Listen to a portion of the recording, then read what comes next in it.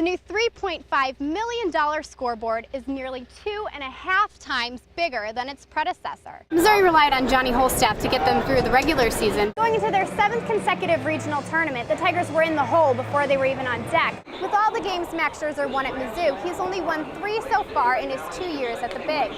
In Oxford, Mississippi, Catherine Crane, KOMU 8 Sports. The 2009 college football season is complete, but the work is far from done. Coach Nick Otterbacher is in charge of finding new Tiger football talent. This year, he had a unique idea to hook some new recruits. For a recruitment party, they want to have this wow factor for these students from a small town. The Tigers approached Columbia restaurant owner Gina Yu about creating a 5 by 3 feet sushi mosaic. It was pretty intimidating at first.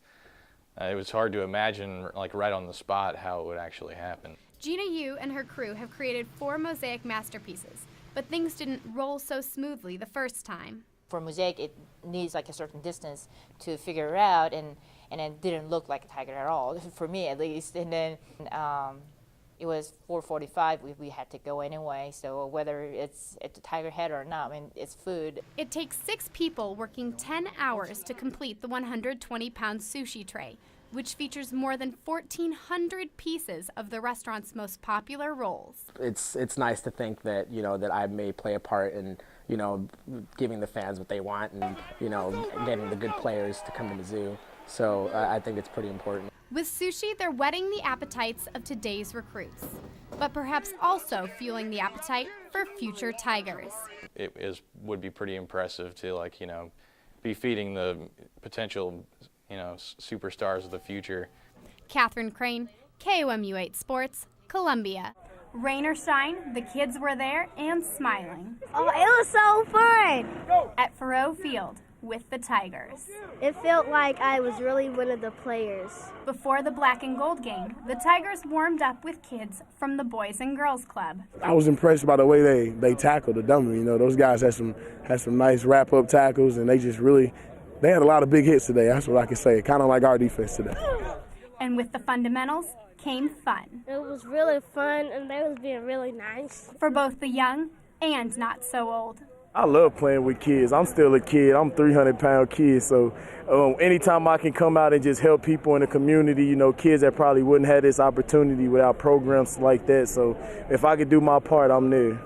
Along with the drills, they practiced some dancing. I like how it feels doing a kitchen dance on this field. I seen a couple of them over here when I was trying to get them to do a few of them, spike the ball, dance a little bit. But man, that's part of football. This is the only sport where you can go out and scream and yell and jump around and not be labeled crazy for doing it. So it's just fun. That's it. But for Cordell Parham, doing a touchdown dance wasn't his biggest thrill. I've been on the field before, and I've met them, but I never got to play with them and all this stuff. They're not scary to me. It's just they're big. And the Tigers know it means something special to give these fans a little TLC. I think, it means the world to them. Those guys, they see us on TV and from the stands, and they really, idolize us. And just to get out here with us, it means a lot to those kids because we're really like heroes to them, really like celebrities. And it was just great to get back to them. A larger-than-life experience. It was bigger than bigger.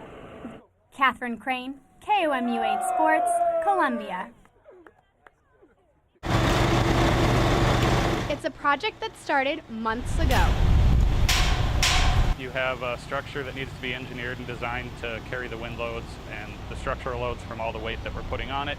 And it towers over the north end zone. Basically, what we ended up doing was doubling the size of the old display. Altogether, this is going to create a real intense sound for the stadium, as well as the video complement to get the fans amped up. The new $3.5 million scoreboard is nearly 2.5 times bigger than its predecessor.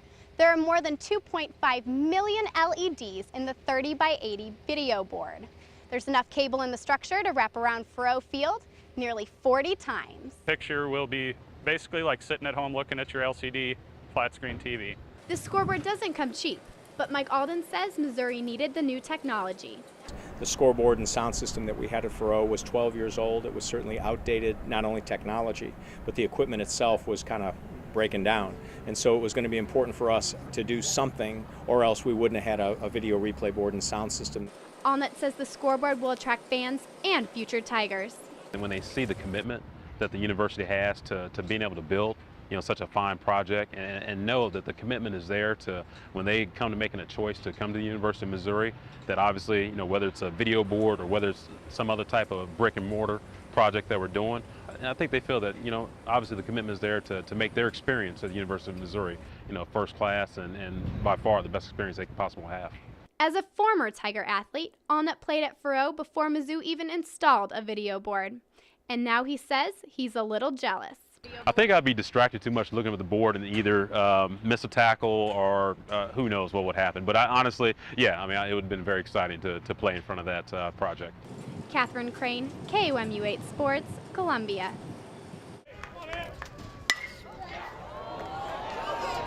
Ryan Ampleman is only a sophomore, but chances are he's already had the biggest hit of his Mizzou career on Sunday against Kansas. I still really don't have words for it, to be honest. Sorry, my first career against KU was a walk-off. I'll take it. He's listed at 5'8", but Ampleman's standing much taller since taking over as Mizzou's starting catcher when Trevor Coleman broke his hand on April 28th. I just went into the game. He told me to, warm up, and I really wasn't thinking ahead. But as soon as I got on the bus, I saw it. It's pretty swollen, and they said it was for sure broken. I found out. I called him and told him it's his show. It's his time to shine, time to dominate, and as you saw last weekend, he's pretty good. The only problem is making sure he has enough amps to play full-time behind the plate. Going out there every day, 9 innings, catching 9 innings, and then going out again in a weekend series. It takes a little bit for the legs to get adjusted. Coach Jameson can relate to Ampleman's success.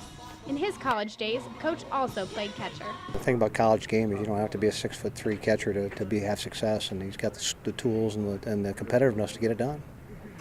But I'm still taller than he is. We'll just say we're the same because I don't want to get in trouble, but I think I got him by a little bit. Just measure Ampleman by the size of his heart. Catherine Crane, KUMU 8 Sports, Columbia.